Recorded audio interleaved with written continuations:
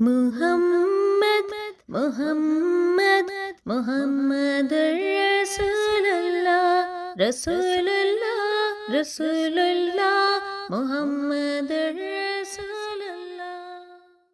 اے فضل عمر تیرے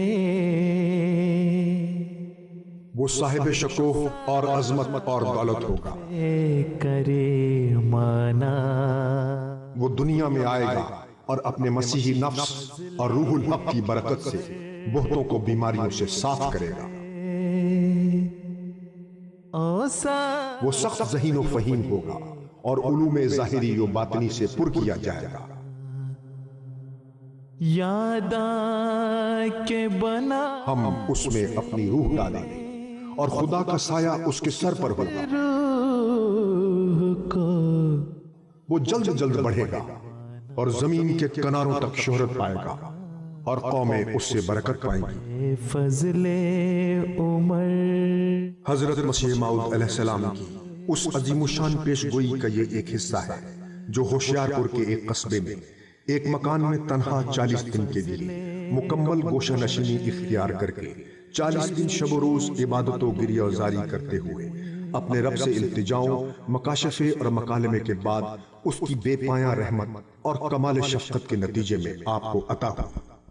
آپ کو 9 سال کی مدت کے اندر ایک متصف بصفات حسنہ ذی شان بیٹے کی ولادت باسعادت کی خوشخبری دی گئی۔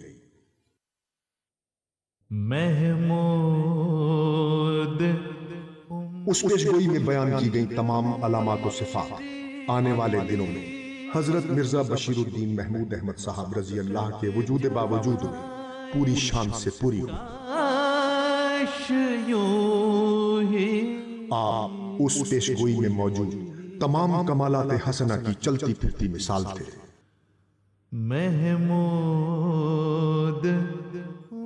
حضرت مرزا بشیر الدین محمود احمد صاحب 12 جنوری سن 1899 بروز ہفتہ قادیان ہندوستان میں پیدا ہوئے۔ کاش یوں ہی آپ حضرت مسیح موعود علیہ السلام کی دوسری اہلیہ مبارکہ حضرت سیدہ نصرت جہاں بیگم صاحبہ سب سے بڑے بیٹے تھے۔ الرسول صلی اللہ علیہ وسلم عندما تنبأ عن حضرت محمد رسول اللہ صلی اللہ علیہ وسلم نے حضرت مسیح کی بعثت ثانی کے بارے میں پیشگوئی فرمائی تھی۔ آپ صلی اللہ علیہ وسلم نے فرمایا مسیح شادی کریں گے اور اولاد عطا ہوگی۔ یہ بات تو سمجھ میں آتی ہے کہ ایک شخص شادی کرے تو بچے پیدا ہوں، لیکن حضرت مسیح کے سلسلے میں یہ پیشگوئی ایک خاص بچے کی ولادت کی صورت میں پوری ہوئی۔ وهذا ما سوف يأتي بيانه۔ 1899 میں حضرت مسیح موعود علیہ السلام نے ایک پیمفلٹ شائع کروایا جس میں 10 شرائط بیعت کا اعلان کیا گیا تھا اور ایک موعود بیٹے کی ولادت کا اعلان۔ اس کے جلد بعد ہی حضور علیہ السلام نے لدھیانہ شہر میں پہلی بیعت لی۔ ایسا محسوس ہوتا ہے کہ اللہ تبارک تعالی نے آپ کی پیدائش اور احمدیہ مسلم جماعت کی بنیاد دونوں ساتھ ساتھ ایک ہی وقت میں ہونا مقدر کیا ہوا تھا۔ آپ کا بچپن آپ کے والد محترم حضرت مسیح موعود علیہ السلام کی براہ راست نگرانی میں گزرا۔ وہاں ایک سکول تھا قادیان میں، میں نے وہ سکول دیکھا ہے، ڈسٹرکٹ بورڈ پرائمری سکول۔ اس میں آپ نے ابتدائی تعلیم شروع کی، اس کے بعد پھر تعلیم الاسلام ہائی اسکول شروع ہوا تو تعلیم الاسلام ہائی اسکول میں شروع کی۔ خراب صحت کے باعث اسکول کی ابتدائی تعلیم میں اچھی کارکردگی نہیں دکھا سکے تھے۔ یہ محض اتفاق کی بات نہیں بلکہ خدائی تقدیر کی ایک خاص حکمت اس معاملے میں کرم فرما تھی۔ بعد کے واقعات سے اندازہ ہوتا ہے کہ خدا تعالیٰ نے خود ان کو تمام علوم سکھائے۔ دنیا گواہ ہے کہ ان کا صرف روحانی علم ہی نہایت بلند پایا کرنا تھا، بلکہ عام دنیاوی معاملات میں بھی حضور کو اس قدر گہری اور وسیع بصیرت حاصل تھی کہ اس وقت کے بڑے بڑے دنیاوی علماء جنہوں نے اعلیٰ تعلیمی ڈگریاں حاصل کر رکھی تھیں، انہوں نے اسلام پر جھوٹے حملے کیے تو ان کو ایسے منہ توڑ جواب دیے کہ دنیا آپ کی قابلیت کی گواہ بن گئی۔ حضرت مسلم موعود حضرت مسیح موعود علیہ السلام کے بیٹے ہونے کی وجہ سے حضرت خلیفۃ المسیح الاول رضی اللہ تعالیٰ عنہ کو حضرت مسلم موعود رضی اللہ تعالیٰ عنہ سے بے انتہا محبت تھی۔ جب حضرت خلیفۃ المسیح الاول رضی اللہ تعالیٰ عنہ خلیفہ بنے تو آپ نے حضرت مسلم موعود رضی اللہ تعالیٰ عنہ کو، جو اس وقت نوجوان تھے، اپنی تربیت میں لے لیا اور آپ کی دینی تعلیم کا خیال رکھا، خصوصاً قرآن کریم اور احادیث کی کتب، اور اس میں سے خصوصاً بخاری شریف آپ رضی اللہ تعالیٰ عنہ نے حضرت خلیفۃ المسیح الاول رضی اللہ تعالیٰ عنہ سے پڑھی، اور اسی طرح مثنوی مولانا روم اور حکمت کی تعلیم بھی حاصل کی۔ So these are the educational benefit which he received from Hazrat Khalifatul Masih the first. حضرت مسیح موعود علیہ السلام کی زندگی میں بھی آپ کی شدید خواہش تھی کہ آپ اپنی تمام استعدادوں کے مطابق اسلام کی خدمت سر انجام دیں۔ 17 سال کی عمر میں آپ صدر انجمن احمدیہ کے ممبر بن گئے۔ آپ نے مجلس تشہیز الاذہان حضرت مسیح موعود علیہ السلام کی زندگی میں قائم فرمائی، جس میں چند دوست جمع تھے جو خدمت دین کا جذبہ رکھتے تھے۔ اس مجلس کے لیے حضرت مسیح موعود علیہ السلام سے نام تجویز کرنے کے لیے کہا گیا تو حضور نے ہی اس کا نام تشہیز الاذہان رکھا، اور کچھ عرصے کے بعد اس مجلس نے ایک رسالہ بھی جاری کیا، اس رسالے کا نام بھی تشہیز الاذہان تھا۔ آپ کو تحریر و تقریر پر بھرپور ملکہ حاصل تھا، جو جماعتی امور میں نہایت مفید ثابت ہوا۔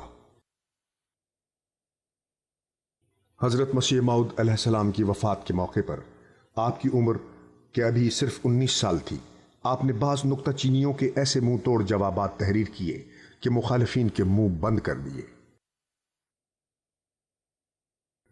جب 26 مئی سن 1908 کو حضرت مسیح موعود علیہ السلام کی وفات ہوئی تو آپ نے اپنے عظیم باپ کے جسد خاکی کے سرہانے کھڑے ہو کر ایک ایسا عہد کیا جو تاریخی بھی تھا اور تاریخ ساز بھی۔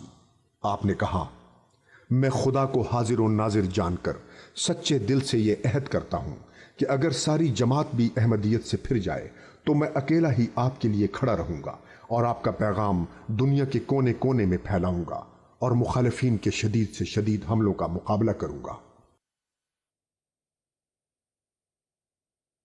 یہ ایک غمزدہ بیٹے کا اپنے باپ کی وفات پر ایک جذباتی فیصلہ ہی نہ تھا، بلکہ بعد کے واقعات پر ایک دنیا شاہد ہے کہ ان کے جسم کا ہر ذرہ اس عہد میں شامل تھا، اور خدا داد استعدادوں اور طاقتوں کے مناسب حال آپ کا یہ عہد تھا۔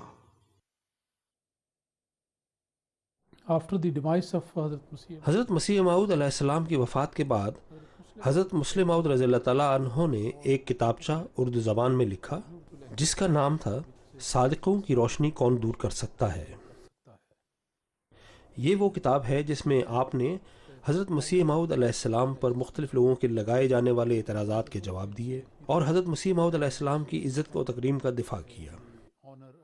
اس کتاب پر تبصرہ فرماتے ہوئے حضرت خلیفۃ المسیح الاول رضی اللہ تعالیٰ عنہ نے ایک انتہائی دلچسپ بات چودھری محمد علی صاحب کو کہی، جو کہ ایک صحابی تھے، کہ مولوی صاحب ہم دونوں نے اس موضوع پر لکھا ہے، لیکن میاں صاحب کو دیکھیں کہ وہ اس میں ہم سے آگے نکل گئے ہیں اور ہم دونوں سے بہتر لکھا ہے۔ He has written something which is much better than any one of us could do. سن 1911 میں حضرت مولانا نور الدین خلیفۃ المسیح الاول رضی اللہ کی زیر سرپرستی حضرت خلیفۃ المسیح ثانی رضی اللہ نے مجلس انصار اللہ قائم کی، جس کے ممبران کے فرائض میں یہ امر شامل تھا کہ وہ اپنے وقت کا کچھ حصہ اسلام اور احمدیت کی خدمت اور تبلیغ میں صرف کیا کریں، باہم میل جول کو بہتر بنائیں، آپس میں پیار و محبت سے زندگی گزاریں اور عالمی بھائی چارے کے قیام کے لیے کوششیں کریں۔ ستمبر سن 1912 میں آپ سفر مصر و عرب کے لیے روانہ ہوئے۔ مکے میں آپ نے حج ادا کیا اور اس سفر کے دوران بھی آپ نے تبلیغ اسلام و احمدیت کا سلسلہ جاری رکھا۔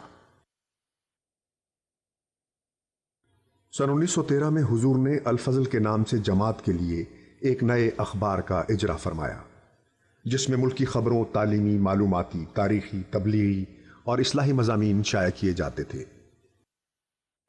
ایک مختصر سی مدت میں اس اخبار نے نہ صرف اپنی جماعت میں بہت مقبولیت حاصل کر لی، بلکہ غیر جماعت احباب میں بھی مقبول ہو گیا۔ بعد میں یہی اخبار روزنامہ الفضل کی حیثیت اختیار کر گیا اور آج ممبران جماعت احمدیہ کی زندگیوں کا ایک جزو لازم بن گیا ہے۔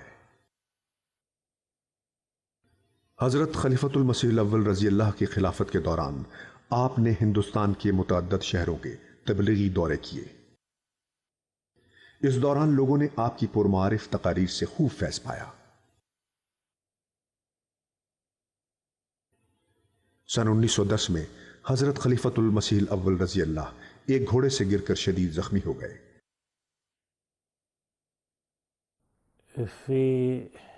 نومبر 1910 نومبر 1910 میں حضرت خلیفۃ المسیح الاول رضی اللہ تعالیٰ عنہ گھوڑے سے گر کر شدید زخمی ہوئے۔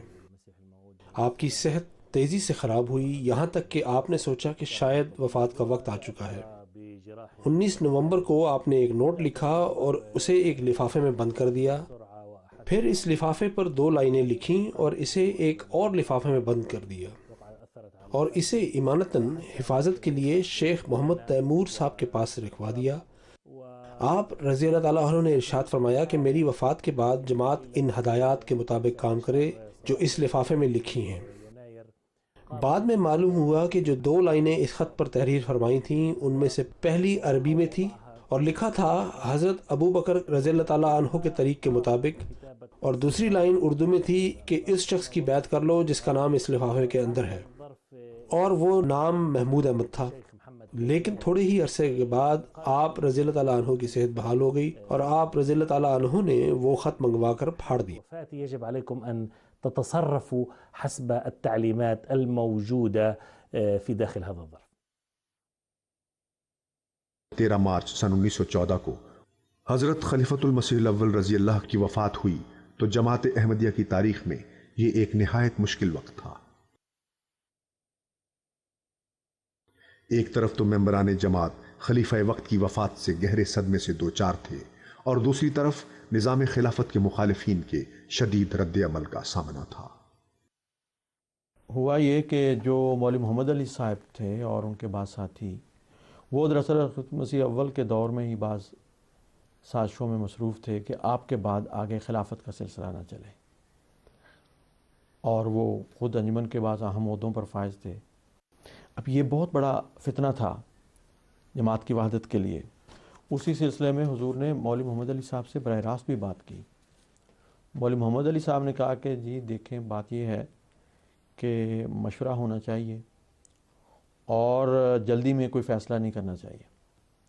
کہنے لگے کہ 4-5 ماہ تک جماعت اس بات پر غور کرے اور پھر تبادلہ خیالات کے بعد جو فیصلہ ہو اس پہ عمل کیا جائے۔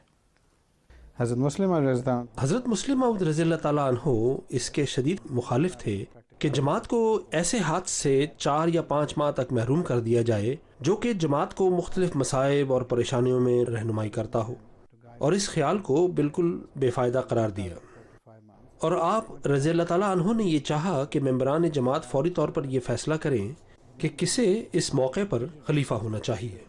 the Khalifa of that particular period.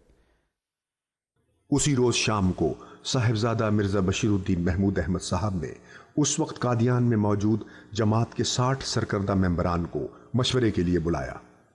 کچھ غور و خوض کے بعد ان سب ممبران نے متفقہ طور پر یہ فیصلہ کیا کہ خلیفۃ المسیح الاول رضی اللہ کے جسد اطہر کی تدفین سے قبل جماعت کے نئے رہنما کا انتخاب ہونا چاہیے اور نو منتخب خلیفہ ہی نماز جنازہ پڑھائیں۔ اس بات کا فیصلہ بھی کیا گیا کہ احباب اس دن کا باقی حصہ اور رات بھی ذکر الہی میں گزاریں، اور جن کو طاقت ہو وہ اگلے روز روزہ رکھیں، اور اللہ کے حضور جھکتے ہوئے اس امر میں اس سے فضل اور رہنمائی طلب کریں۔ حضرت مولانا نور الدین کی وفات پر یہ جو اختلاف تھا یہ سامنے آیا، اور پتہ چلا کہ مولانا صاحب نے پہلے سے کوئی ٹیکسٹ تیار کر کے رکھا ہوا تھا جس میں انہوں نے اپنے خیالات جو ہیں وہ بیان کیے ہوئے تھے، اور وہ جماعتوں میں پہلے سے بھجوایا تھا حضرت خلیفہ اول کی زندگی میں۔ تو یہ عجیب بات ہے کہ حضرت خلیفہ اول کی زندگی میں ہی اس قسم کے خیالات کو پھیلانے کی کوشش کی گئی، لیکن چونکہ جماعت پہلے یہ فیصلہ کر چکی تھی اور یہی انبیاء کا طریق تھا، یہی الوصیت میں بھی اس کا ذکر تھا قدرت ثانیہ کا، تو اس لیے جماعت اس بات پہ قائم ہوئی سوائے چند لوگوں کے کہ ہم میں خلیفہ موجود ہونا چاہیے۔ 14 مارچ کو دوپہر کے وقت تک قادیان کے گرد و نواح سے تقریباً 1000 سے زائد ممبران جماعت قادیان میں اکٹھے ہو چکے تھے۔ دوپہر کے بعد حضرت میاں محمود احمد صاحب نے خاندان حضرت مسیح موعود علیہ السلام کے ممبران اور رفقا سے جماعت کو موجودہ درپیش صورتحال کے بارے میں مشورے کے لیے ایک اجلاس کیا۔ When Hazrat Muslim Maud radiallahu anhu met the members of his family, جب حضرت مسلم موعود رضی اللہ تعالیٰ عنہ نے خاندان کے افراد سے مشورہ کیا تو دو چیزیں سب سے اہم تھیں، ایک تو پوری جماعت کا اتحاد اور دوسری کہ کوئی ہونا چاہیے جو حضرت خلیفۃ المسیح الاول رضی اللہ تعالیٰ عنہ کے بعد جماعت کو وہیں سے لے کر آگے بڑھے جہاں سے آپ رضی اللہ تعالیٰ عنہ نے چھوڑا تھا۔ the system, the blessed system of Khilafat needs to continue immediately. مخالفین پر امید تھے کہ وہ اپنی غلط بیانیوں سے جماعت کی ایک بڑی تعداد میں اختلافات کا بیج بونے میں کامیاب ہو گئے ہیں، اور اب یہ لوگ اس تنازع کی صورت میں ان کے ساتھ ہوں گے۔ خاندان مسیح کے لوگ البتہ جماعت اور نظام جماعت کو قائم رکھنے کا عزم صمیم لیے ہوئے تھے۔ آخرکار 14 مارچ کو دور و نزدیک سے قادیان میں آئے ہوئے تقریباً 2000 احباب نماز عصر کے بعد مسجد نور میں جمع ہوئے اور خلافت ثانیہ کا انتخاب عمل میں آیا۔ اس موقع پر بھی مولوی محمد علی صاحب اور بعض ان کے ساتھی وہاں موجود تھے، اور ان کی کوشش تھی کہ انتخاب نہ ہو۔ وہاں تقریباً 2000 کا مجمع تھا۔ تو سب سے پہلے تو نواب محمد علی خان صاحب نے حضرت خلیفۃ المسیح اول کی ایک وصیت پڑھ کر سنائی۔ In that will, اپنی وصیت میں آپ علیہ السلام نے اس پر زور دیا کہ نظام خلافت کو ہمیشہ سب سے اوپر رکھا جائے اور میری وفات کے بعد جماعت میں سے کسی نیک شخص جماعت کا سربراہ مقرر کیا جائے۔ as the Caliph. حضرت مولوی محمد حسن امروہی جو حضرت مسیح موعود علیہ السلام کے بزرگ صحابی تھے، انہوں نے کھڑے ہو کے کہا کہ میں یہ ساری صورتحال دیکھ رہا ہوں، میں سمجھتا ہوں کہ اس وقت سب سے مناسب اور موزوں شخصیت ہمارے اندر مرزا محمود احمد کی ہے۔ اس پر ہر طرف سے حضرت میاں صاحب کی آوازیں بلند ہونی شروع ہوئیں کہ ہماری بیعت لیں۔ لوگوں کی یہ کیفیت تھی کہ اشتیاق کے ساتھ اور محبت کے ساتھ کہ وہ چاہتے تھے کہ ہم فوراً ایک امام، ایک خلیفے کے ہاتھ پر اکٹھے ہوں، اور بالآخر حضرت مرزا بشیر الدین محمود احمد صاحب سے بڑی شدت کے ساتھ، اصرار کے ساتھ کہا گیا کہ آپ ہماری بیعت لیں۔ حضور نے کچھ توقع فرمایا، اور پھر جب آپ کو پوری طرح سے شرائع صدر ہو گیا کہ یہ ساری جماعت اس بات کا اقرار کر رہی ہے اور وہ بیعت کے لیے تیار ہے، تو آپ نے حضرت مولوی سرور شاہ صاحب کو کہا کہ مجھے تو بیعت کے الفاظ بھی نہیں آتے۔ تو مولوی صاحب نے فرمایا کہ بیعت کے الفاظ میں دہراتا ہوں، آپ ساتھ ساتھ دہرا سکتے ہیں۔ تو اس طرح حضرت مولوی سید سرور شاہ صاحب بیعت کے الفاظ دہراتے تھے، حضرت مسلم موعود رضی اللہ عنہ نے خلافت ثانیہ کی بیعت لی، اور لوگوں میں اتنا جوش اور جذبہ تھا کہ وہ جو ایک دو آدمی بات کرنا چاہتے تھے وہ خود ہی پھر ایک طرف ہو گئے۔ That is how اس طرح حضرت مسلم موعود رضی اللہ تعالیٰ عنہ حضرت مسیح موعود علیہ السلام کے دوسرے خلیفہ منتخب ہوئے اور آپ کے دوسرے خلیفہ بنے، اور اس وقت آپ کی عمر صرف 25 سال تھی۔ 25 at that time.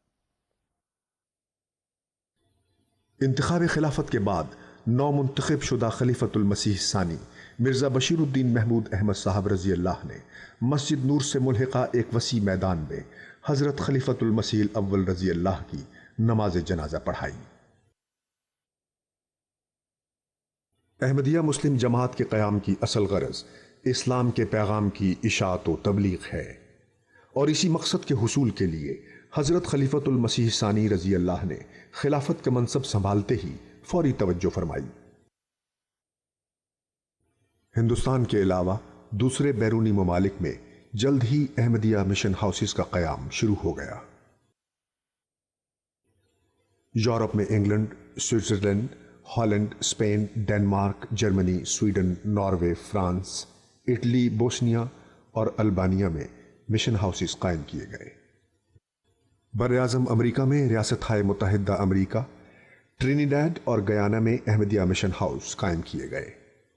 مغربی افریقہ میں Nigeria, Ghana, Sierra Leone, Liberia, Gambia, Zambia, Ivory Coast اور ٹوگو لینڈ میں مشن ہاؤسز قائم ہوئے۔ مشرقی افریقہ میں کینیا، یوگینڈا، تنزانیہ اور موریشس کے علاقوں میں مشن ہاؤسز قائم کیے گئے۔ اس کے علاوہ جنوبی افریقہ، فلسطین، لبنان، سیریا، عدن، مصر، Kuwait, Bangladesh, Bahrain, Fiji, Myanmar, Sri Lanka, Hong Kong, Singapore, Japan, Malaysia, Philippines اور انڈونیشیا میں بھی احمدیہ مسلم مشن ہاؤسز قائم کیے گئے۔ Iran, Jordan, Ethiopia, Somalia, Congo, Sicily, Romania, Bulgaria, Yugoslavia, Albania, Hungary, Poland اور ارجنٹینا میں احمدی مبلغین بھجوائے گئے۔ مشرقی و مغربی Africa, Washington, Hamburg, Frankfurt, Zurich, Hague, London, Denmark اور سویڈن میں 30 سے زائد مساجد تعمیر کرائی گئیں۔ وسیع پیمانے پر تبلیغی سرگرمیوں کے علاوہ آپ کا دھیان ممبران جماعت کی روحانی تربیت اور اصلاح و ترقی کی طرف بھی لگا ہوا تھا۔ آپ نے تعلیم پر بہت توجہ دی اور آپ چاہتے تھے کہ ساری جماعت بلکہ ساری مسلم قوم جتنی تعلیم ممکن ہو سکے حاصل کرے اور اس قابل ہو جائیں کہ دنیا میں علم پھیلانے والے ہو جائیں، نہ کہ دنیا سے سیکھنے والے، اور یہ آپ رضی اللہ تعالیٰ عنہ کی ایک بڑی خواہش تھی۔ تفسیر کبیر کے نام سے جو آپ کی تفسیر ہے وہ بھی چھپی ہوئی ہے، وہ بھی ایک عجیب مارکہ تفسیر ہے، دنیا میں منفرد اور ممتاز مقام رکھتی ہے، اور غیروں نے بھی اس کی بہت تعریف لکھی ہے، اور آج بھی جو اس کو پڑھتا ہے تو صاف اس کو ماننا پڑتا ہے کہ یہ علوم آسمانی علوم ہیں جو اس شخص کو عطا ہوئے ہیں۔ تفسیر صغیر یعنی مختصر تشریح قرآن کریم کی ہر جگہ دستیاب ہے، اور اس میں قرآن کریم کے پیغام اور اسلام کے پیغام کو مختصر مگر ٹھوس رنگ میں پیش کیا گیا ہے۔ آپ کی تقاریر بے شمار ہیں جن میں قرآن کریم کی عظمت، فضیلت، اس میں درج مختلف مضامین، علوم اور معارف کا ذکر ہے۔ ممبران جماعت کے فائدے کے لیے دونوں انتظامی اور علمی لحاظ سے، جیسا کہ اسکول، پھر مشنری اسکول، پھر تحریک جدید، وقف جدید، یعنی ہر سکیم دو طرفہ تھی۔ ایک تو اسلام کا پیغام دنیا تک پہنچانا، اور دوسری طرف جس طور پر ممکن ہو سکے جماعت میں لوگوں کے علمی معیار کو بلند کرنا ہے۔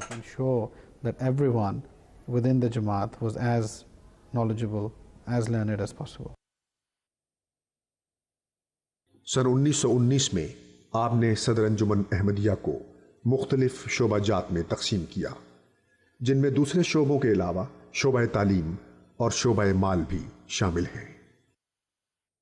حضرت خلیفۃ المسیح ثانی رضی اللہ عنہ نے مختلف شہروں میں امیر اور صدر کے انتخاب کے سلسلہ میں قوانین اور ضوابط مقرر فرمائے، اور مجالس عاملہ کا جو انتخاب ہوتا ہے اس کے بھی قوانین وضع کیے گئے۔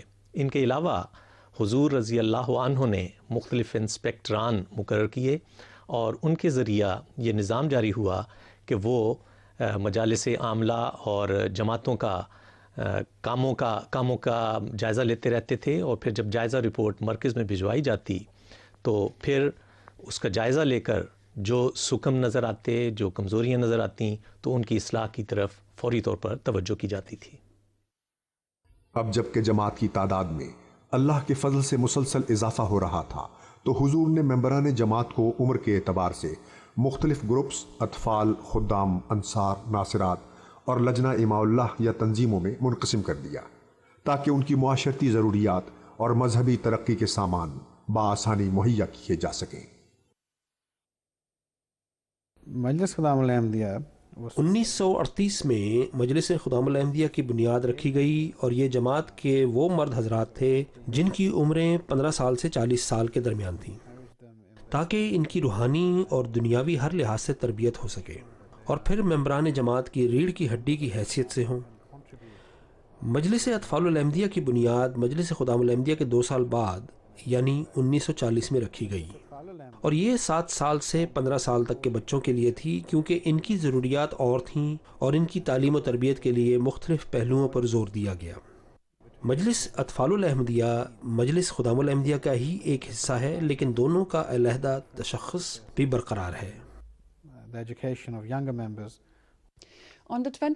25 دسمبر سن 1922 کو حضرت مسلم موعود رضی اللہ تعالیٰ عنہ نے لجنہ اماء اللہ کی تنظیم 15 سال سے زائد عمر کی خواتین کے لیے شروع کی۔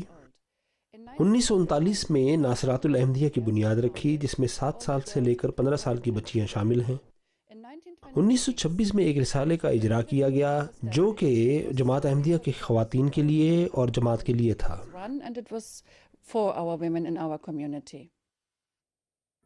ان تنظیموں کی تشکیل سے جماعت کی اخلاقیات اور تعلیمات دینیہ کے میدان میں تربیت کرنے میں بہت مدد حاصل ہوئی، اور واقفین زندگی کا ایک عملہ تیار کرنے میں مدد ملی جو ہمیشہ سے ہی جماعت کی ہر رنگ میں خدمات بجا لاتے رہے ہیں اور نمایاں طور پر مستقل خدمت پر کمر بستہ ہیں۔ 13 مارچ سن 1903 کو حضرت مسیح موعود علیہ السلام نے منارت المسیح کی بنیاد رکھی تھی، گو کہ اس کی تعمیر کا کام آپ کی زندگی میں تکمیل کو نہ پہنچ سکا۔ It was left to حضرت مسلم موعود رضی اللہ تعالیٰ عنہ کے خلافت کے بابرکت عہدے پر متمکن ہونے سے پھر دوبارہ تعمیر شروع کی گئی، اور 1914 میں شروع ہونے والی یہ تعمیر 1916 میں مکمل ہوئی۔ یہ مینارہ ایک خوبصورت عمارت ہے جس کو سنگ مرمر سے بنایا گیا ہے۔ یہ سنگ مرمر راجستھان کے علاقے اجمیر شریف سے لایا گیا تھا۔ اس مینارے کی بلندی 105 فٹ ہے اور اس کی سیڑھی میں کل 92 زینے ہیں۔ It is made out of marble. اس طرح حضرت صلی اللہ علیہ وسلم کی پیش گوئی عملی رنگ میں بھی پوری ہوئی کہ مسیح موعود کا ظہور دمشق کے مشرق میں ایک سفید مینارے پر ہوگا۔ سن 1922 میں حضور نے جماعت میں ایک مشاورتی ادارے کی تشکیل کی جو مجلس مشاورت کے نام سے موسوم ہے۔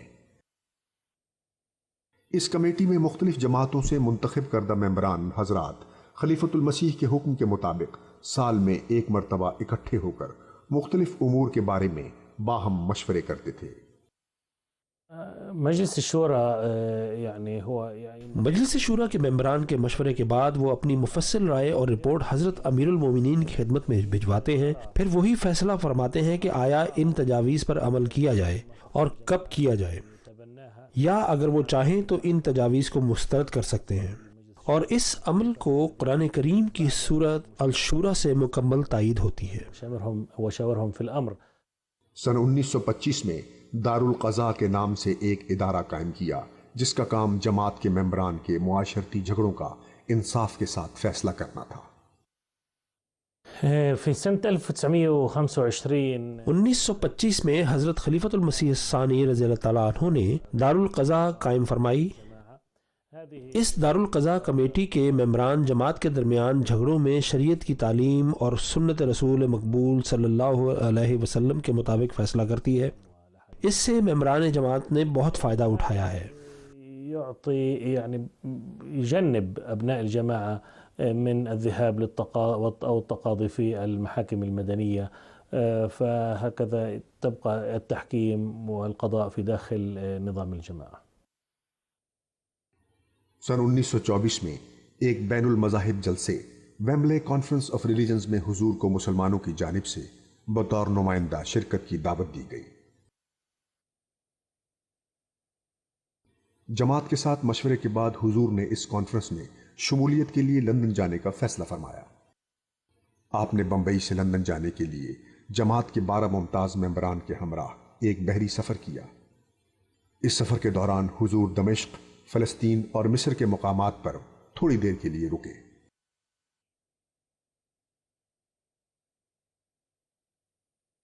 فرانس اور اٹلی سے گزرتے ہوئے یہ قافلہ لندن پہنچا جہاں حضور کی مسولینی سے ملاقات ہوئی۔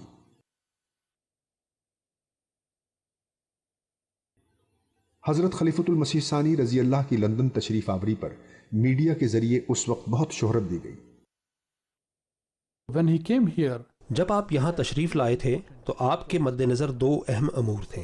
ایک تو کانفرنس سے خطاب، اور اس کے لیے آپ نے ایک مضمون لکھا، احمدیت اور دا ٹرو اسلام، اور یہ مضمون کانفرنس میں حضرت مسلم موعود رضی اللہ تعالیٰ عنہ کی طرف سے چودھری محمد ظفر اللہ خان صاحب رضی اللہ تعالیٰ عنہ نے پڑھا، اور اس لیکچر نے بہت زیادہ شہرت حاصل کی اور اسے بہت پذیرائی ملی، اور بعد میں یہ ایک کتابی شکل میں بھی شائع کیا گیا۔ لندن قیام کے دوران حضور نے 19 اکتوبر سن 1924 کو مسجد فضل لندن کی بنیاد رکھی۔ اس بابرکت موقع پر لندن کے مشہور اخبارات، ریڈیو اسٹیشن اور مصنفین بھی حاضر تھے۔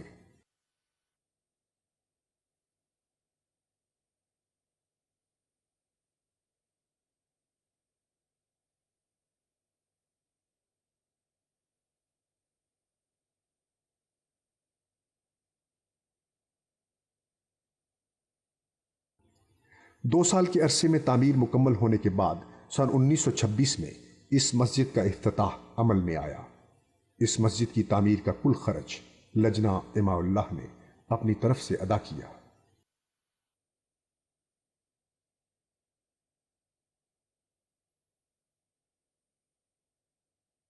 حضرت مسیح موعود علیہ السلام کی پیش گوئی مسلح موعود میں جس موعود بیٹے کا وعدہ کیا گیا تھا، حضرت خلیفۃ المسیح ثانی رضی اللہ نے اللہ تعالیٰ سے اطلاع پا کر 28 جنوری سن 1944 میں پہلی مرتبہ اس کے موافق مسلح موعود ہونے کا دعویٰ کیا۔ حضرت مسلح موعود رضی اللہ عنہ لاہور تشریف لے گئے ہوئے تھے، اور حضور کی رہائش اس زمانے میں جو امیر جماعت لاہور تھے شیخ بشیر احمد صاحب، ٹیمپل روڈ پہ ان کا مکان تھا، وہاں حضور کی رہائش تھی۔ تو اس جگہ پہ حضور نے وہ نظارہ دیکھا ہے جس کے نتیجے میں پھر آپ نے مسلح موعود ہونے کا دعویٰ کیا۔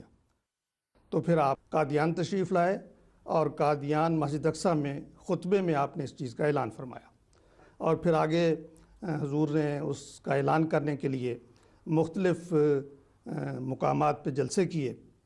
ہوشیارپور حضور تشریف لے گئے حضرت مسلح موعود رضی اللہ عنہ، اس کے بعد دہلی میں بھی جلسہ ہوا، لدھیانہ میں جلسہ ہوا، لاہور میں جلسہ ہوا۔ ایک مذہبی جماعت کے روحانی پیشوا ہونے کے ناطے حضور ملک کے سیاسی امور میں حصہ لینے سے احتراز فرماتے تھے، لیکن ہندوستان میں بسنے والے مسلمانوں سے محبت کی وجہ سے اور اس لیے کہ مسلمانوں کی عام بہبود پر سیاست کا بہت گہرا اثر پڑتا تھا، حضور نے محسوس کیا کہ یہ ان کا فرض ہے کہ اس سلسلے میں تمام امور سے مسلمانوں کو آگاہ کریں اور ان کی رہنمائی فرمائیں۔ اس زمانے میں بعض مسلمان لیڈروں نے یہ سمجھا کہ چونکہ یہاں پر انگریزوں کی حکومت ہے اور ہم پوری طرح سے اسلام پر عمل نہیں کر سکتے، اس لیے ہمارے لیے ضروری ہے کہ ہم ہندوستان سے ہجرت کر جائیں۔ یہ سمجھا گیا کہ افغانستان مسلمان ریاست ہے تو ہم افغانستان چلے جائیں۔ تو افغانستان میں تو کوئی ایسی تیاری تھی نہیں کہ اتنی لوگ جو ہیں ہزاروں کی تعداد میں وہاں جا رہے ہیں، تو وہ لوگ وہاں پہنچے جب تو ان کو کسی نے ریسیو نہیں کیا۔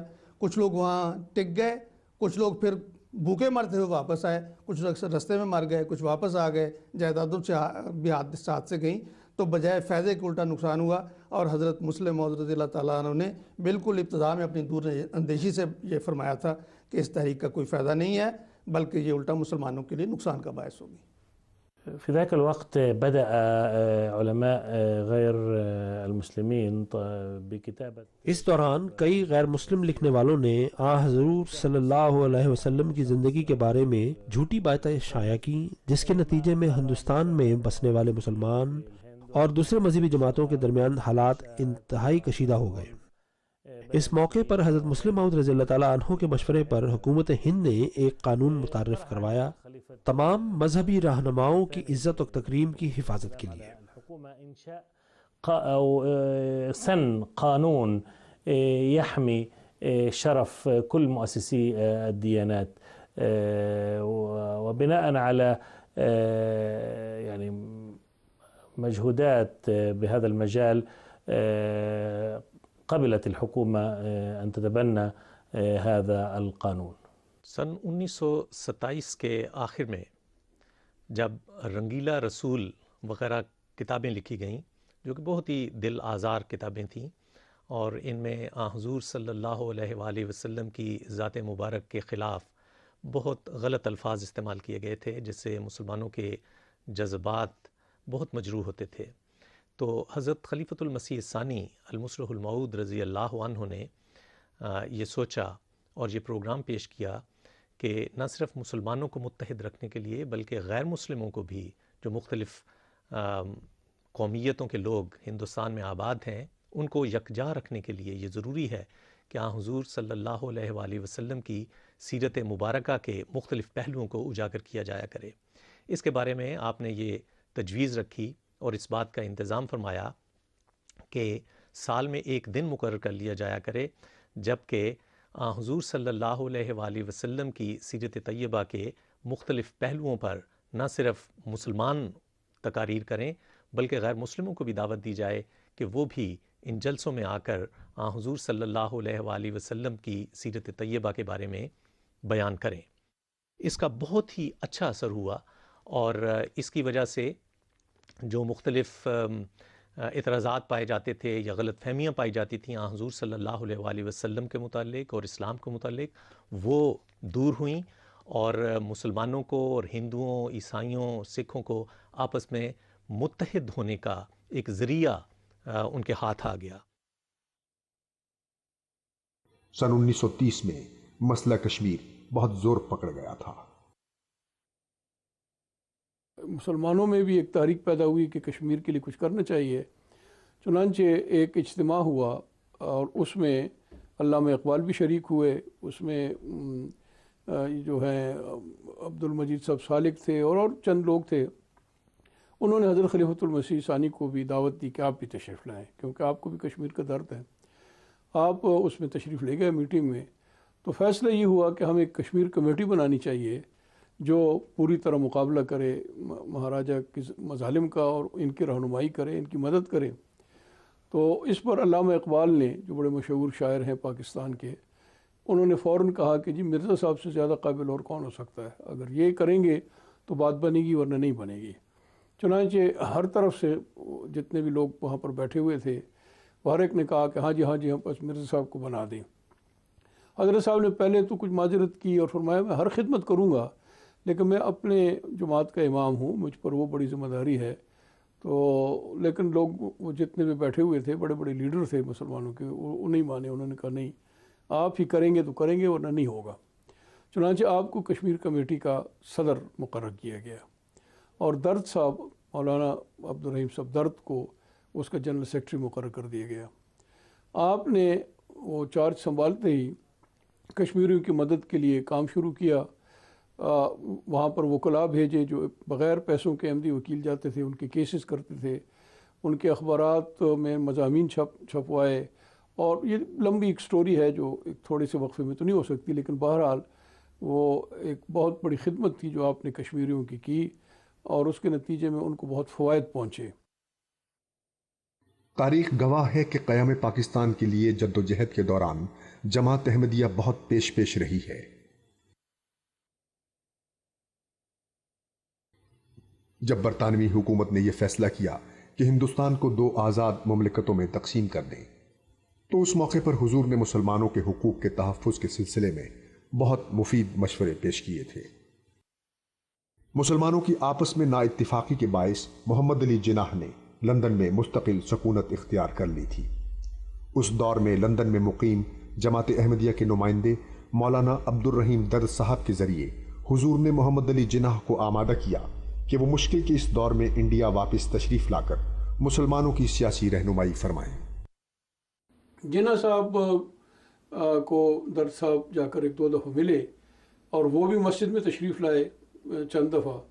آخری میٹنگ جب ہوئی یہاں تو اس میں درد صاحب نے بہت زور کے ساتھ 4 گھنٹے کی میٹنگ ہوئی اور انہوں نے کہا کہ دیکھیں آپ کو یہاں سے جانا چاہیے اور خلیفۃ المسیح ثانی کی خواہش ہے۔ قائد اعظم نے کہا کہ میں نے تو اعلان کیا ہے کہ میں نے ہندوستان کی پالیٹکس کو چھوڑ دیا ہے، اب میں وہاں کیسے جاؤں؟ تو درد صاحب نے کہا اس کی ترکیب میں بتاتا ہوں۔ وہ جناح صاحب نے کہا وہ کیا؟ تو درد صاحب نے کہا کہ ہماری عید الاضحیٰ کی تقریب آ رہی ہے تو اس میں ہم عام طور پہ نماز کے بعد لوگوں کو کچھ ریفریشمنٹ پیش کرتے ہیں۔ اگر آپ آمادہ ہوں تو میں انتظام کروں گا مسجد کے احاطے میں کہ آپ کی تقریر کرواؤں، اور ہندوستانی طلباء کو بھی بلا لوں گا، کچھ بڑے بڑے لیڈروں کو بھی بلا لوں گا. آپ ہندوستان کے بارے میں تقریر کریں، اپنے خیالات کا اظہار کریں، اور یہ ایک قسم کا آپ کا پالیٹکس میں دوبارہ داخلہ ہو جائے گا. تو قائد اعظم اس کو مان گئے، اور یہاں پر وہ تقریب منعقد ہوئی لنڈن مسجد کے احاطہ میں، اور عید کی نماز قائد اعظم نے ہمارے ساتھ پڑھی. اس کے بعد وہ تشریف لائے، مارکی بہت بڑی لگی ہوئی تھی. سر سینڈمن تھے ایک ایم پی، وہ اس کی صدارت کے لیے منتخب کیے گئے تھے. تو جناح صاحب نے بہت زوردار تقریر کی، اور انہوں نے کہا کہ ہمیں آزادی کے سوا کچھ بھی نہیں چاہیے، ہمیں مسلمان ہیں ہم، اور ہمیں آزادی چاہیے. تو اس پر وہ مسلم طلباء جو یہاں آئے ہوئے تھے وہ بڑے خوش ہوئے، بڑے نعرے شعرے لگائے، اور گویا کہ پاکستان کی تحریک کا آغاز لنڈن مسجد سے ہوا، مسجد فضل لنڈن سے، کیونکہ یہیں آ کر انہوں نے پہلی تقریر کی. پھر وہ واپس ہندوستان چلے گئے. اور عجیب بات یہ ہے کہ جب وہ بمبئی میں ان کا جہاز لگا، اس زمانے میں تو 22 لوگ جاتے تھے، تو میں نے وہ رپورٹ ایک پڑھی جس میں لکھا ہوا تھا کہ جو ان کو ریسیو کرنے والوں میں بمبئی جہاز سے جب اترے تو مفتی محمد صادق صاحب بھی تھے، جو جماعت احمدیہ کے نمائندے تھے. گویا کہ اس وقت وہ آ گئے اور ان کی نمائندگی کی. اس کے بعد پھر تھرو آؤٹ ان کا تعلق حضرت صاحب سے بہت گہرا رہا. سن 1947 میں تقسیم ہند کے وقت انتہائی خطرناک فسادات شروع ہو گئے، جس کے باعث ہر طرف دہشت اور موت کی حکمرانی قائم ہو گئی تھی. تاریخ انسانیت کی اس سب سے بڑی ہجرت کے دوران ہزارہا مسلمان مرد، عورتوں اور بچوں کی لوٹ مار اور ان کے قتل عام کا بازار گرم ہو گیا. ان ایام میں اپنے دور اندیش انتہائی پیارے امام حضرت خلیفۃ المسیح ثانی رضی اللہ کی قیادت میں جماعت احمدیہ کی ایک کثیر تعداد انڈیا سے ہجرت کر کے منظم طور پر بحفاظت و بخیریت پاکستان پہنچ گئی. اس موقع پر حضرت مسلم موعود رضی اللہ تعالیٰ عنہ نے فیصلہ فرمایا کہ 313 ممبران جماعت کو پیچھے چھوڑا جائے.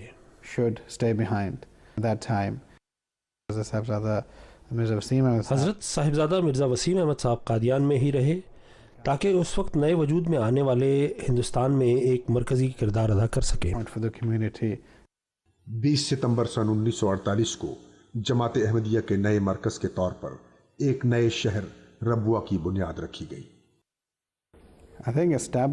نیا شہر تعمیر کرنا ایک نہایت مشکل کام ہے، اور اس کا اندازہ اس سے لگایا جا سکتا ہے کہ نیا گھر بنانا ہی خاصا مشکل کام ہے، اور خصوصاً 1948 میں ایک ایسے قطع زمین جو کہ بالکل بے آب و گیا ہو، اور اگر کوئی ربوہ گیا ہو یا اس نے پرانی تصاویر ربوہ کی دیکھی ہوں تو وہ اندازہ کر سکتا ہے کہ کیسی ویران اور بنجر جگہ تھی.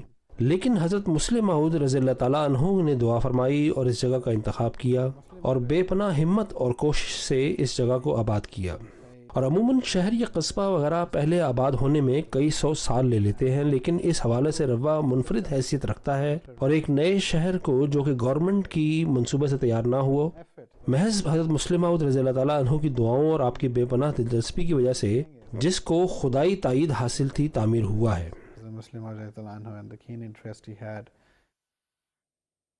20 اپریل سن 1952 کی غمناک شب حضرت اما جان سیدہ نصرت جہاں بیگم صاحبہ 86 برس کی عمر میں ربوہ میں وفات پا گئی. ان للہ و انا الیہ راجعون. 22 اپریل سن 1952 کو حضور نے اما جان مرحومہ کی نماز جنازہ پڑھائی. بہشتی مقبرہ ربوہ میں ان کی تدفین عمل میں آئی.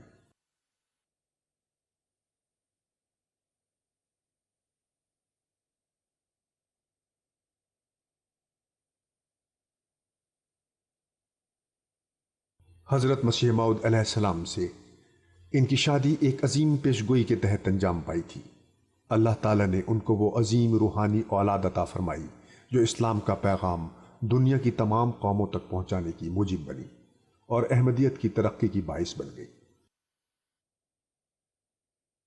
حضرت خلیفۃ المسیح ثانی کے دور خلافت میں بہت سی سازشوں نے احمدیت کے خلاف سر ابھارا.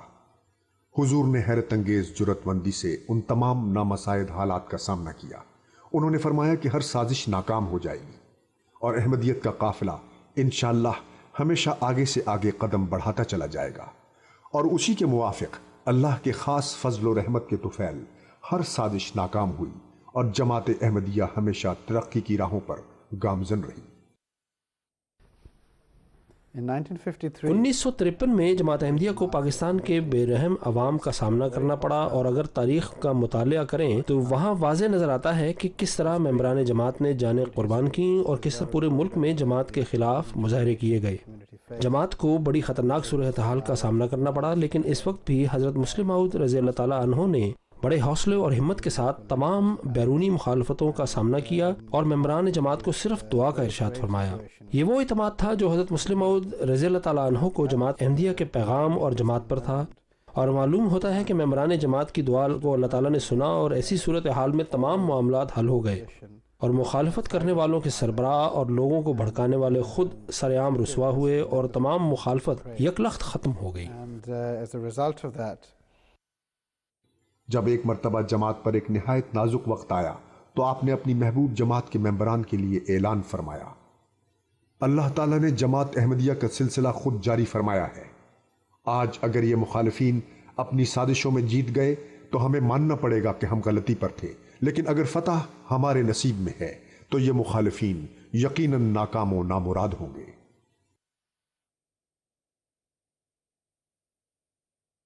ہندوستان سے باہر غیر ممالک میں مبلغین بھجوانے کے سلسلے کو بہترین بنانے کی غرض سے حضور نے 23 نومبر سن 1934 کو تحریک جدید کے نام سے ایک نئی اسکیم شروع فرمائی جو 19 بنیادی نکات پر مبنی تھی۔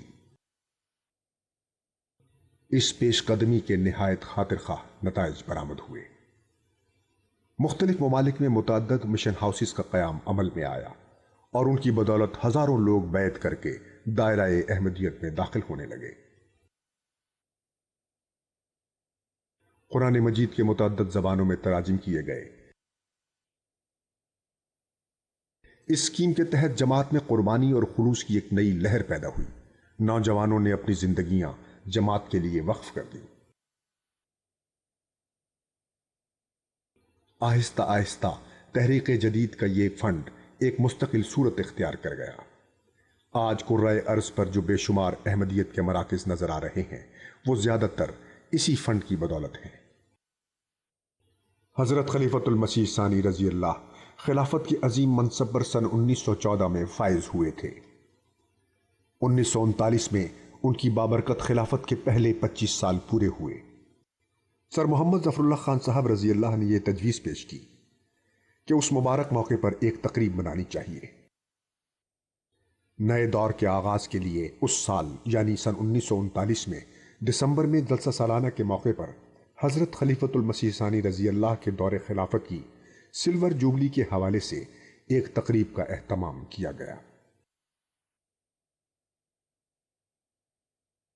اس جشن کے موقع پر احمدیت کے جید علماء نے علمی تقاریر کی۔ جلسہ گاہ تک احباب جماعت ایک ہجوم کی شکل میں چل کر گئے اور منارت المسیح پر چراغاں کیا گیا۔ 2,70,000 روپے کا ایک چیک حضور اقدس کی خدمت میں جماعت کی جانب سے پیش کیا گیا، جس کے بارے میں حضور نے فرمایا کہ یہ رقم جماعت کے بڑے پیمانے کے منصوبوں پر خرچ کی جائے گی۔ آپ کے دور خلافت میں لوائے احمدیت تیار کیا گیا اور پہلی مرتبہ حضور رضی اللہ نے 28 دسمبر سن 1939 کو یہ جھنڈا لہرایا۔ لوائے احمدیت سیاہ رنگ کے کپڑے پر مشتمل ہے اور اس کے درمیان میں سفید رنگ میں منارت المسیح ہے، اور اس کے اوپر کے دونوں کناروں پر ایک کنارے پر 14ویں کا چاند یعنی پورا چاند سفید رنگ میں ہے بنایا گیا، اور دوسری طرف دوسرے کونے میں ہلال سفید رنگ میں بنایا گیا ہے۔ اس کا طول 18 فٹ ہے اور عرض یعنی چوڑائی 9 فٹ ہے۔ الذي بدأ في الجلسة السنوية حضرة ميرزا غلام أحمد الإمام المهدي والمسيح الموعود عليه السلام۔ 1891 میں حضرت مسیح موعود علیہ السلام نے پہلا جلسہ کیا جس میں 75 افراد نے شرکت کی۔ اس طرح جلسہ ہر سال ہوتا چلا گیا، یہاں تک کہ پھر 1932 میں حضرت مرزا بشیر الدین محمود احمد کی قیادت میں 20,000 افراد نے شرکت کی۔ 1946 میں تقسیم ہندوستان پاکستان سے قبل 39,000 لوگوں نے شرکت کی۔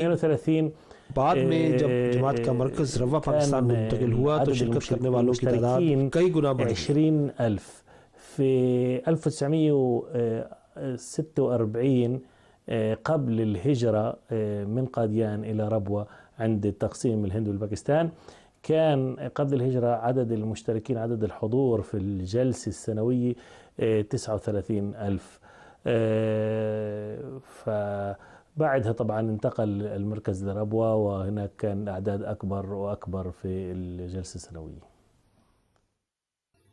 10 مارچ سن 1954 کا واقعہ ہے کہ آپ مسجد مبارک ربوہ میں ظہر کی نماز پڑھا رہے تھے۔ ایک شخص حضور کے بالکل پیچھے پہلی صف میں جگہ بنا کر کھڑا ہو گیا۔ نماز کے بعد جب آپ واپس جانے کے لیے کھڑے ہوئے تو اس شخص نے زہر میں بجھے ہوئے ایک لمبے تیز دھار خنجر سے حضور کی گردن مبارک پر قاتلانہ حملہ کر دیا۔ حضرت مسلم موعود رضی اللہ تعالیٰ عنہ 1955 میں حملے کے کچھ عرصے کے بعد ایک مختصر وقت کے ساتھ یورپ تشریف لائے۔ اس دورے کے خصوصی مقاصد میں سے ایک آپ کی صحت تھی اور یورپ کے مختلف معالجوں کو ملنا تھا اور ان کی رہنمائی آپ کی صحت کے بارے میں حاصل کرنا تھی۔ لیکن حضرت مسلم موعود رضی اللہ تعالیٰ عنہ کے ذہن میں اس وقت بھی سب سے پہلے جماعت کی ترقی و تبلیغ کا ہی خیال تھا، اور نہ تو پہلے بھی آپ نے آرام کیا تھا اور نہ ہی یورپ آنے کے بعد، بلکہ ہر لمحہ یہی خیال دل میں تھا۔ اس مختصر دورے میں آپ نے بہت سارے مشن ہاؤسز کا دورہ کیا اور مربیان کو جو یہاں پر خدمت دے رہے تھے ان کو فائدہ مند نصائح فرمائے۔ اس موقع پر جو ایک کوشش کی گئی وہ حضور کی یورپ کے مربیان کے ساتھ کانفرنس تھی، کیونکہ ان کا یہاں پر اکٹھا ہونا آسان تھا، اور اس کانفرنس میں کئی نئی تجاویز پیش کی گئیں۔ اس موقع پر نہ صرف انہیں حضرت مسلم موعود رضی اللہ تعالیٰ عنہ کے ساتھ بیٹھنے کا موقع ملا، بلکہ آپ سے رہنمائی اور نصائح بھی حاصل کیں، اور اسی طرح جماعت احمدیہ کے پیغام کو مزید تیزی سے آگے بڑھانے کے مختلف تجاویز پیش کی گئیں، اور ان میں سے چند کو اپنا لیا گیا۔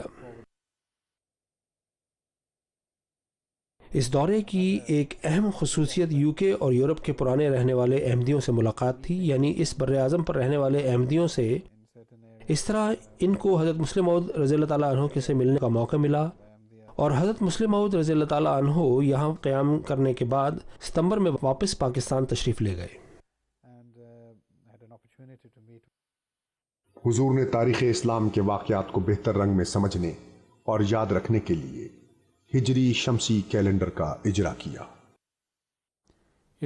اس کی بنیاد سولر کیلکولیشن سسٹم پر ہے۔ ہر ماہ کے لیے انتہائی مناسب نام چنا گیا ہے جو کہ تاریخ اسلام کے بعد اہم واقعات کی طرف اشارہ کرتا ہے۔ اس طرح آپ رضی اللہ تعالیٰ عنہ نے سال کے تمام مہینوں اور کیلنڈر کو نیا نام دیا، اور یہ تمام کسی اسلامی تاریخ کے اہم واقعے کی طرف اشارہ کرتے ہیں، مثلا صلح، تبلیغ، امان، شہادت، ہجرت، احسان، وفا، ظہور، تبوک، اخا، نبوت اور فتح۔ یہ 12 نام ایک عام کیلنڈر کی طرح ہیں اور سولر کیلکولیشن سسٹم کے اعتبار سے ہیں۔ Normal calendar 12 months are there۔ 200 سے زائد کی تعداد میں حضرت خلیفۃ المسیح ثانی رضی اللہ کی تحریر شدہ کتابیں، رسائل، پمفلٹ ان کے غیر معمولی پاکیزہ عارفانہ امتیاز کی حامل اور ہمیشہ زندہ رہنے والی تحریرات کا منہ بولتا ثبوت ہے۔ 27 دسمبر سن 1957 کو حضور نے ایک نئی مبارک تحریک کا اجرا کیا جس کا نام حضور نے وقف جدید انجمن احمدیہ رکھا۔ اس انجمن کے قیام کا بنیادی مقصد اندرون ملک دیہاتی علاقوں میں تبلیغ اور درس و تدریس کے کام کو آگے بڑھانا تھا۔ یہ قریباً آخری عمر کی حضور کی یہ تحریک تھی، تحریک وقف جدید، جو آپ نے آخری عمر میں کی، اور اس کے لیے بھی آپ نے یہ نہیں کہ اس میں کوئی کمزوری نظر آتی ہے یا بڑھاپا نظر آتا ہے، بلکہ اس میں آپ نے یہاں تک فرمایا کہ اس تحریک کے متعلق، اس کے مفید ہونے کے متعلق مجھے اتنا یقین ہے کہ اگر مجھے اس کے لیے اپنے کپڑے اور اپنی جائیداد بیچ کے کام کرنا پڑے تو میں وہ بھی کروں گا۔ اتنا جذبات جوش تھا اس میں. حضور نے صاحبزادہ مرزا طاہر احمد صاحب رحم اللہ کو اس تحریک کا پہلا ڈائریکٹر یعنی ناظم ارشاد مقرر فرمایا. وقف جدید سکیم حضور کی جاری کردہ آخری تحریک تھی.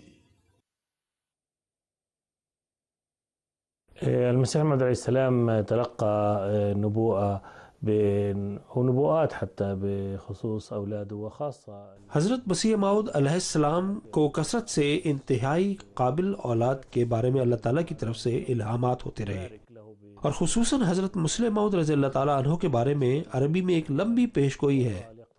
اس کا مختصراً ذکر کر دیتا ہوں کہ اللہ تعالیٰ آپ کو کثیر اولاد عطا فرمائے گا اور وہ پاک ہوگی، اور یہ بھی کہ آپ کی نسل کی شناخت اور پہچان آپ کے والد کی بجائے خود آپ علیہ السلام کی ذات بابرکت سے ہوگی. ہم دیکھتے ہیں کہ اللہ تعالیٰ کے فضل سے 52 سال جماعت کی قیادت کی. آپ کے بیٹے حضرت مرزا ناصر احمد رحم اللہ علیہ تیسرے، اور پھر ایک اور بیٹے حضرت مرزا طاہر احمد رحم اللہ علیہ چوتھے خلیفہ ہوئے، اور آپ کی صاحبزادی موجودہ خلیفہ کی والدہ ہیں. مختصراً یہ کہ آپ کی اولاد میں سے خلفاء بھی ہوئے اور بہت سارے ایسے واقفین زندگی جنہوں نے اپنی زندگیاں جماعت کے اہم عہدوں پر خدمت کرتے ہوئے گزاری اور پوری دنیا میں اسلام کی خدمت سر انجام دی. ابن أخوه جاء الخليفة الخامس حضرت مرزا مسرور أحمد. فهذه البركات رأينا أن من أولاد المصلح الموعود الخليفة الثاني ومن بناته أيضا جاء الخلفاء ورجال الذين حصلوا على مناصب عليا في الجماعة وخدموا الجماعة بكل حب وتفاني، خدموا الإسلام في جميع أنحاء المعمورة. حضور کی صحت دن بدن گرتی چلی جا رہی تھی. 8 نومبر سن 1965 کی صبح 2:20 پر وہ المناک گھڑی آن پہنچی جب آپ تقدیر الہی کے تحت اس جہان فانی سے کوچ کر گئے. ان للہ و انا الیہ راجعون. اس دردناک خبر نے جماعت کو ہلا کر رکھ دیا. ہر فرد جماعت کا اپنے محبوب عظیم کوہ وقار آقا کی مفارقت پر غم سے برا حال تھا. ان کے گہری دلی صدمے کا اندازہ ورطہ تحریر میں لانا ناممکن ہے. ان کے لیے یہ صدمہ انتہائی پریشان کن اور کمر توڑ دینے والا تھا. ایسا محسوس ہوتا تھا کہ یہ خلا پر ہونا اگر ناممکن نہیں تو مشکل ترین ہے. بہرحال ہر ایک نے جان لیا کہ اللہ کی منشا یہی ہے اور کوئی انسان لافانی نہیں. ممبران جماعت دیوانہ وار ربوہ کی طرف چل پڑے. کثیر تعداد میں احباب جماعت ربوہ اکٹھے ہو گئے تاکہ باہم مل کر غم بانٹیں اور اس مقدس ہستی کی عظیم یادوں کو خراج تحسین پیش کریں جس نے نصف صدی سے بھی زائد عرصے تک جماعت کی ہر قدم پر رہنمائی فرمائی. اپنا پیار، ہمدردی اور سرپرستی ہر فرد جماعت کو بلا امتیاز عطا کی. حضرت مرزا ناصر احمد خلیفۃ المسیح ثالث رحم اللہ نے 9 نومبر 1965 کو بہشتی مقبرے ربوہ کے وسیع احاطے میں حضرت خلیفۃ المسیح ثانی رضی اللہ کی نماز جنازہ پڑھائی. دور و نزدیک سے حاضر ہونے والے تقریباً 50,000 فدائین نے حضور کا آخری دیدار کیا اور جنازے میں شرکت کی. بہشتی مقبرے ربوہ میں حضرت اما جان کے پہلو میں افراد جماعت نے اشکبار آنکھوں سے آپ کو سپرد خاک کیا. حضرت خلیفۃ المسیح ثانی رضی اللہ مسلم موعود کی وفات دراصل ایک ہماگیر شخصیت، دور رس نتائج پیدا کرنے والے عظیم الشان کارنامے انجام دینے والی شخصیت، ایک عظیم قائد و رہنما کی وفات تھی. آپ حیران کن قوتوں کے مالک، پیار کرنے والے، انتہائی ذہین و فتین اور بھرپور شخصیت کے مالک تھے. اس نصف صدی میں دور دور تک نظر دوڑانے سے بھی ایسا کوئی آپ کا ثانی نظر نہیں آتا جس نے مذہبی علماء، مشنری انجمنوں یا سیاسی رہنماؤں پر اپنی قابلیت کا ایسا اثر چھوڑا ہو. یعنی ہر طبقہ فکر کے لوگوں کی آپ نے نمایاں رنگ میں خدمت و رہنمائی فرمائی. جب کبھی موقع ملے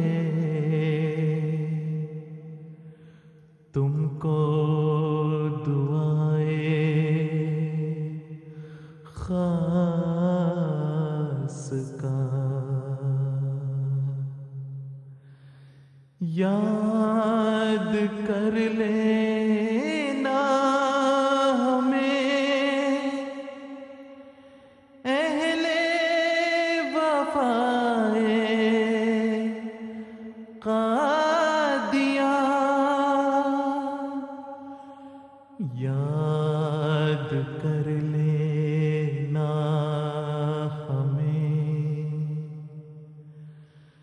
अहले वफाए कादियां।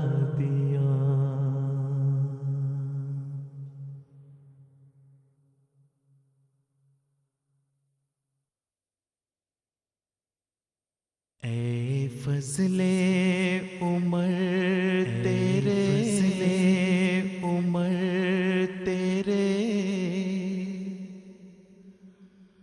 औसाफे करीमाना, औसाफे करीमाना। फजले उमर तेरे